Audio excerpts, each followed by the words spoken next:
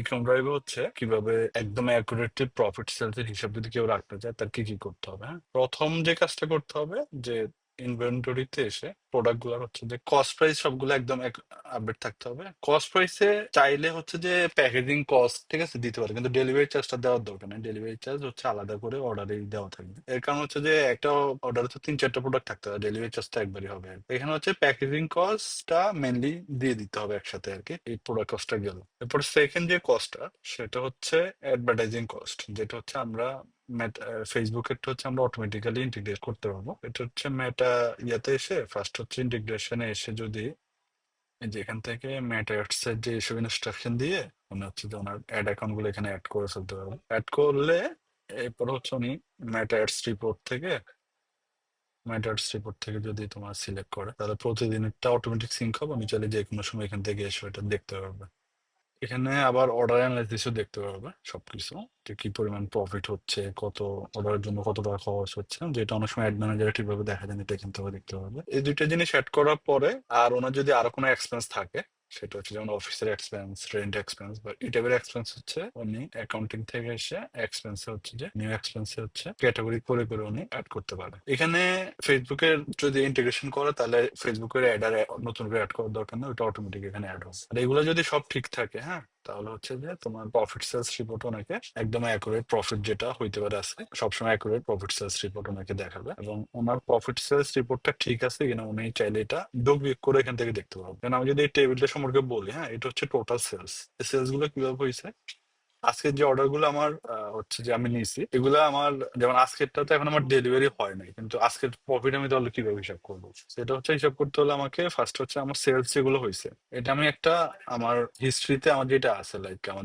গত 2-3 মাসের হিস্ট্রিতে অনুযায়ী, যেমন আমাদের এই সপ্তাহতে হচ্ছে ওনার 61% বা 62% মতো ডেলিভারি হয়।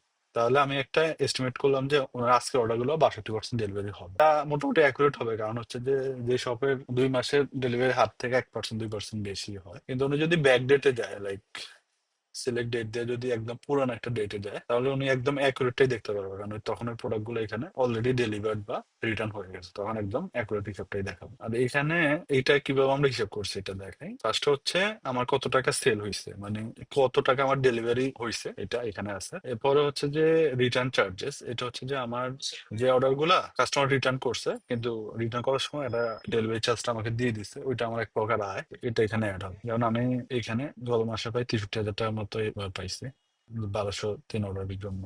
এরপর হচ্ছে আদার ইনকাম, কেউ যদি তার এক্সট্রা কোনো ইনকাম থাকে আমাদের সফটওয়্যারের বাইরে যেটা উনি ওনার প্রফিট সেলসে অ্যাড করতে চায়, সেটা উনি এখান থেকে ওটা ইনকাম চাইলে ক্রিয়েট নিয়ে দিয়ে একটা ইনকাম ক্রিয়েট করলে এটা ওনার প্রফিট সেলসে দেখাবে এটা। এরপরে প্রোডাক্ট কস্ট, এটা হচ্ছে আমি যে এই টাকাটা সেল করছি এই টাকাটা সেল করতে আমার কত টাকা প্রোডাক্ট কস্ট ছিল, প্রোডাক্ট যে কস্ট প্রাইস আমি দিচ্ছি ওইটা। এরপর ডেলিভারি কস্ট হচ্ছে যে আমি ডেলিভারি কোম্পানিকে কত টাকা দিয়েছি এই প্রোডাক্টগুলো ডেলিভারি করানোর জন্য। ডিসকাউন্ট হচ্ছে যে যে নিউ অর্ডার নেওয়ার সময় যে একটা ডিসকাউন্ট ফিল থাকে এটা। আর অ্যাড এক্সপেন্স হচ্ছে যে আমার অ্যাডভার্টাইজিং মেটা টেটা থেকে যেসব এক্সপেন্স হয়েছে। আর আদার্স এক্সপেন্স হচ্ছে যে এক্সপেন্স গুলো আমি অ্যাকাউন্টিং থেকে অ্যাড এর বাইরে যে এক্সপেন্স গুলো আমি অ্যাড করি, যেমন অফিসের স্যালারি এগুলো, এই তিনটা থেকে এই পাঁচটা মাইনাস দিয়ে হচ্ছে আমার এই প্রফিটটা আসে, যে এখানে ডিটেলস এ দেখানো হয়েছে। এখান থেকে উনি চাইলে একদম ডিটেলস দেখতে হবে যে ওনার যে এই যে এই টাকাটা আমি সেলস হিসাব করছি, এখানে কাউন্টে যদি উনি ক্লিক করে তাহলে এখানে দেখাবে যে কোন অর্ডার থেকে ওনার প্রফিট কিভাবে আমরা হিসাব করছি, একদম প্লাস মাইনাস করে এখানেও দেখতে পাবে, চাইলে ডাউনলোডও করতে পারবে আর কি। তো এইভাবে হচ্ছে যে